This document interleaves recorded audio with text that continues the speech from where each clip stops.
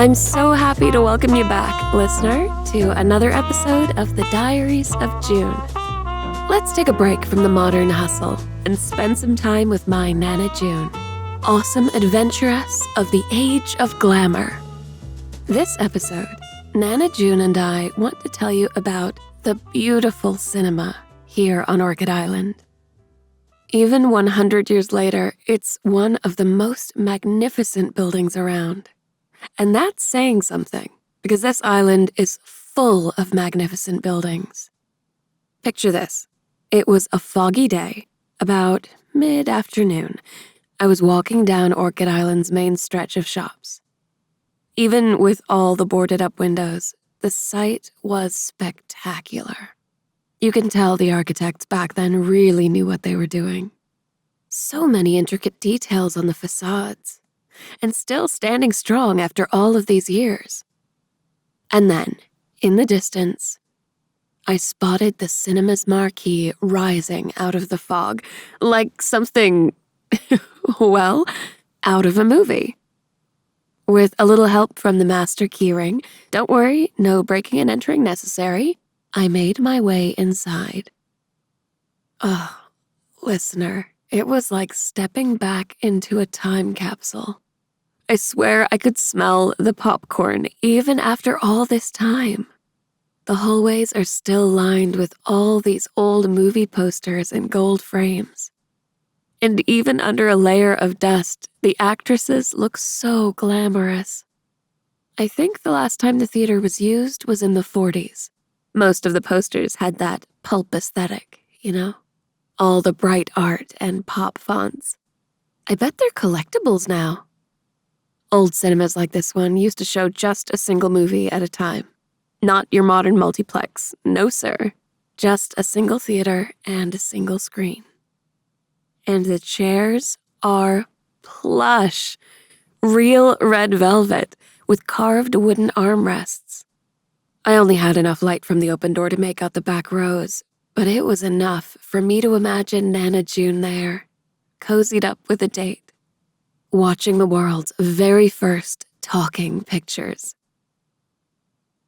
Back in the foyer, I found a little spiral staircase that led to the projection box. And there were still reels up there. Can you believe it? One was labeled The Swamp Monster of Forest Creek.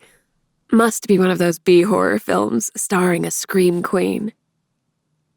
The projector was long gone. But if I can figure out some way to watch this movie, I'm totally going to. But enough about my first visit to the Orchid Island cinema. You're here to hear about Nana June's first visit. Lucky for us, she wrote a diary entry about that very day. And it's magical, listener. I can't wait for you to hear it. Okay, here goes.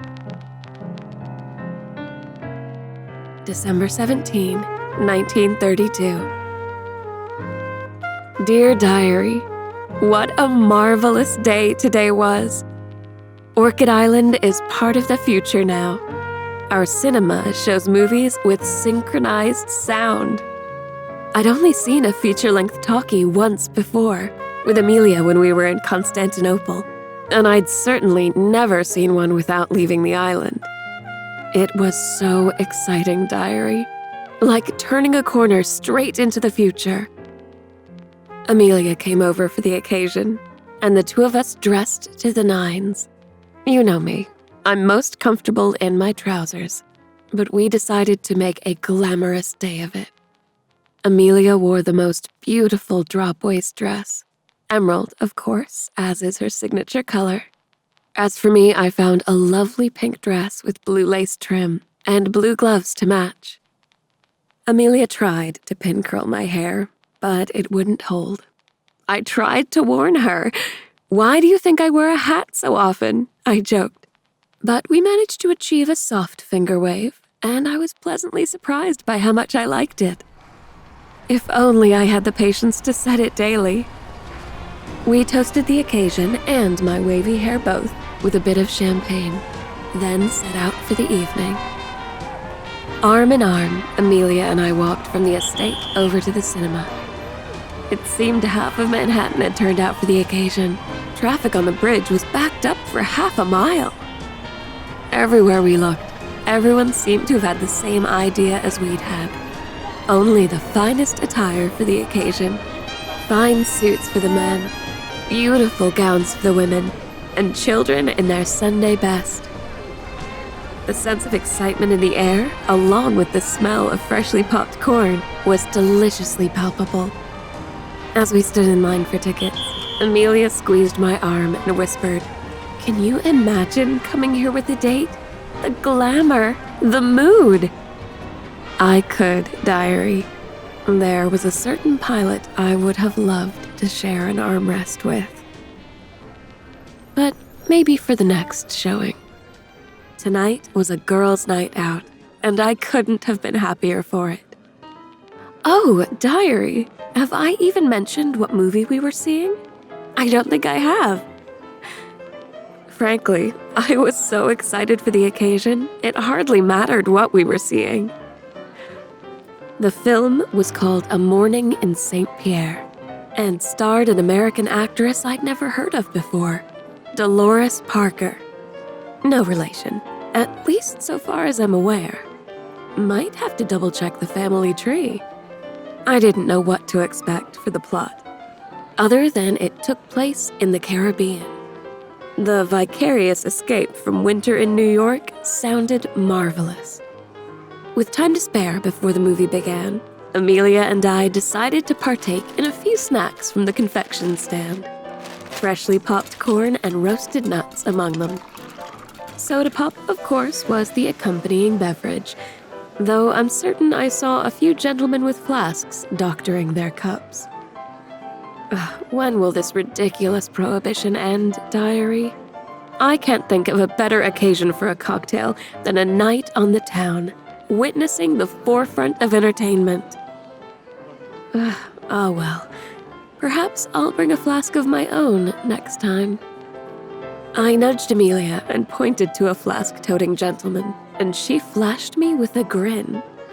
"They must be great minds," she whispered, reaching into her bag, "because we thought alike." I laughed as she extracted a flask of her own and tipped it into our sodas. Soon, the house lights flickered, signaling that it was time to make our way from the foyer to the theater.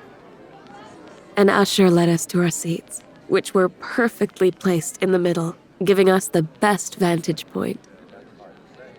Excited chattering filled the room as our fellow moviegoers filed into their seats. I overheard a boy ask his father, "Where is the orchestra, Daddy?" His father explained that this was a new kind of movie. A wonder of modern technology, my boy. What a treat he was in for. What a treat all of us were in for. I could hardly wait for the house lights to dim. I busied my hands eating popcorn while Amelia scanned the crowd for Manhattan's famous faces. "Over there," she whispered in my ear, gesturing to a young woman glowing in a white gown and strings of pearls. Upper East Side elite. Her father owns half the city. Amelia pointed to another woman on the opposite side of the room, dressed flamboyantly in the flapper fashion. And her? She's a Broadway performer. Absolutely fantastic vocal range. I've seen her twice. To think that so many of Manhattan's upper crust had come all the way to Orchid Island for the occasion. All thanks to Claire, of course, and all the work she'd done to cultivate our little island's reputation. She would have loved to witness something this special, Diary. I hoped in some fashion or another, my sister was there tonight, watching too. Suddenly, the lights dimmed and a hush fell over the crowd, save for a soft squeal from Amelia, who clapped her hands in excitement. The curtain before us lifted to reveal an enormous screen, onto which a projector cast a square of bright white light. The reel counted down, and then... Oh, Diary, it was just marvelous! A flurry of fanfare erupted from speakers all around us, as though we were right there in the midst of the movie. I was immediately swept away to the Caribbean, lost in the story of Dolores Parker's character, seeking her long-lost love. Hearing the characters speak to each other, aloud, having a real conversation. Oh, it was magical, Diary. Such an experience.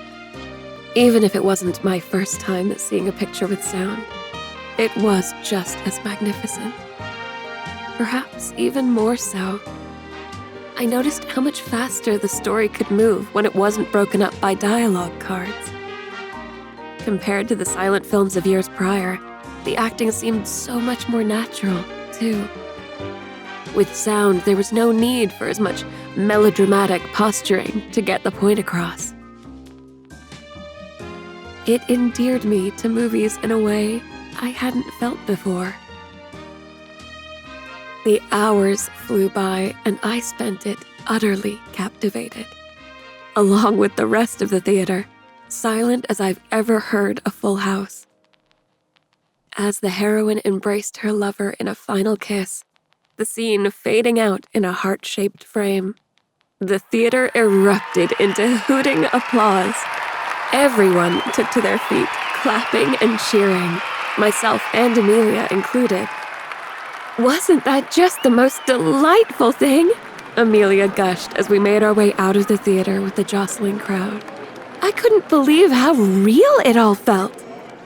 I couldn't have agreed more. It was an absolute thrill to see once more how technology had forever changed the landscape of entertainment. On our walk back to the estate, we traded ideas as to what wondrous inventions in moviegoing might come next. Imagine if movies had scents, too, Amelia mused. We might have smelled the coconuts of the Caribbean. I wasn't sure the idea was as compelling as sound, but it was fun to imagine all the same. As for me, I wondered if movies without a screen might ever be possible. Imagine projections that share the physical space with us, I told Amelia. Full walking, talking, three-dimensional people made of light, acting out scenes right before our eyes. It might have sounded silly, but it felt like anything could be possible after the spectacle we'd experienced tonight. Oh my gosh, Nana June called holograms. I mean, we don't have holographic movies yet, but we do have Tupac and Michael Jackson showing up at concerts. Did you hear about that, listener? Apparently, it's all the rage to bring back dead performers as 3D holograms at, like, Coachella or wherever. Pretty good guess, Nana June. I always knew she was ahead of her time. Amelia called it too. Remember Smell-O-Vision in the 60s? I think now it's lumped into 4D movies, with smells and motion seats and all kinds of special effects. A fun little gimmick, but something tells me it's not quite the same as the first movies with sound. Okay, there's a little bit more left to the entry. Back to it.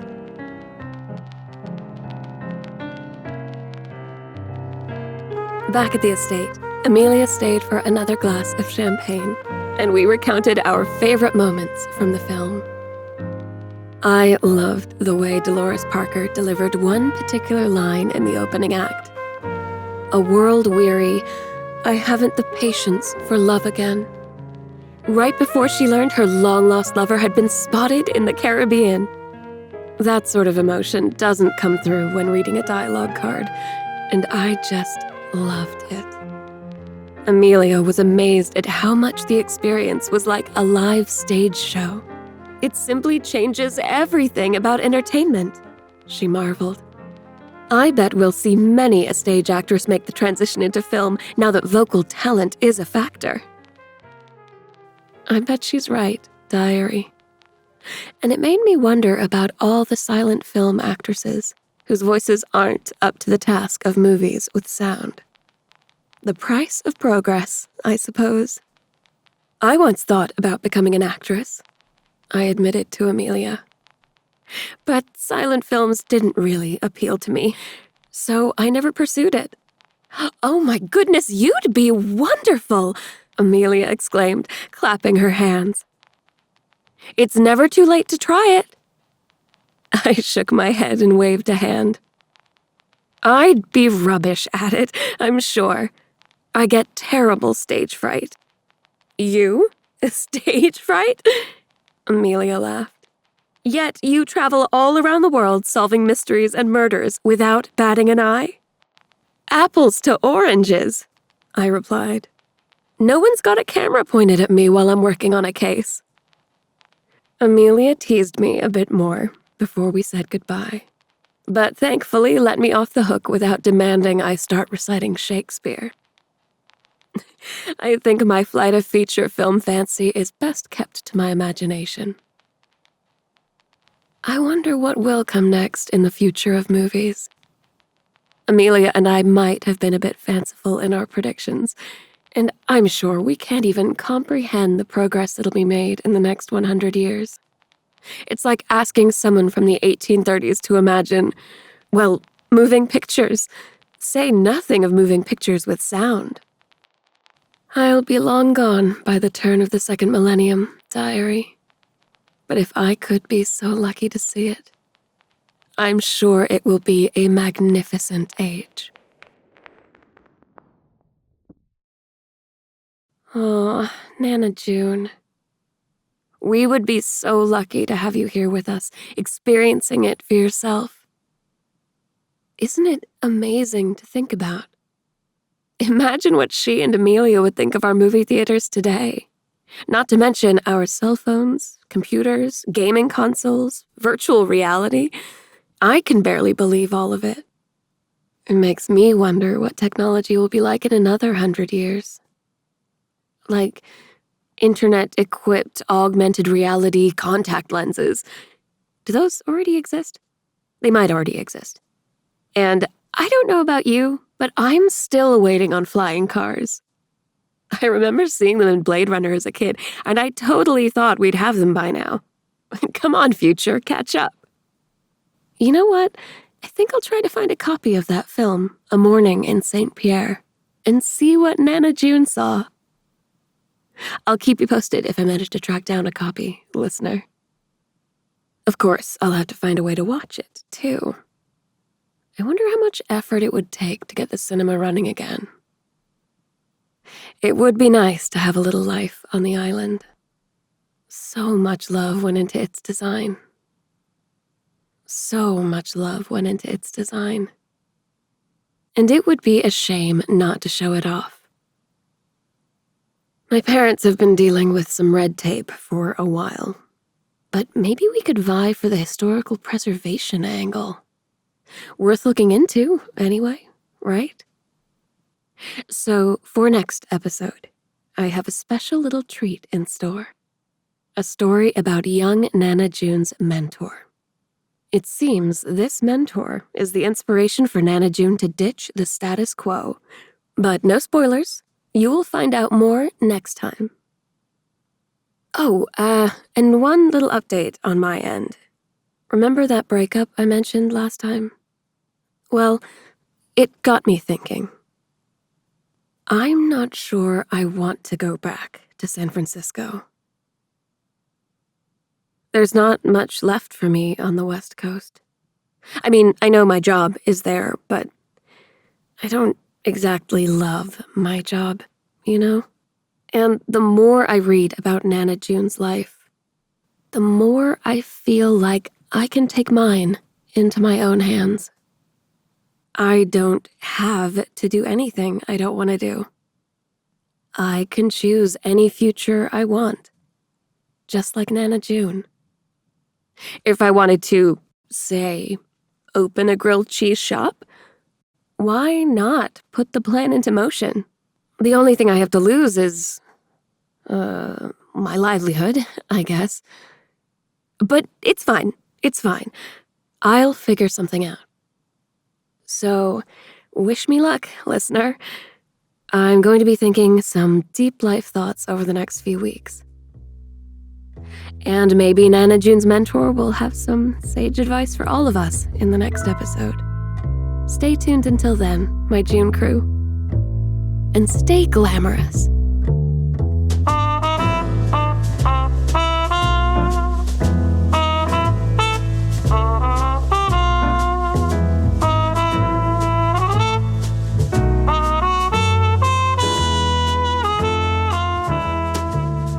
This has been June's Journey, The Lost Diaries from Wooga. You can step into June Parker's shoes and become the detective herself in June's Journey, the #1 hidden object game in the world. Live the glamorous 1930s life as you journey around the world, finding hidden objects, adventure, and even a little romance. Download June's Journey for free on the Apple App Store or Google Play Store. Thanks for listening.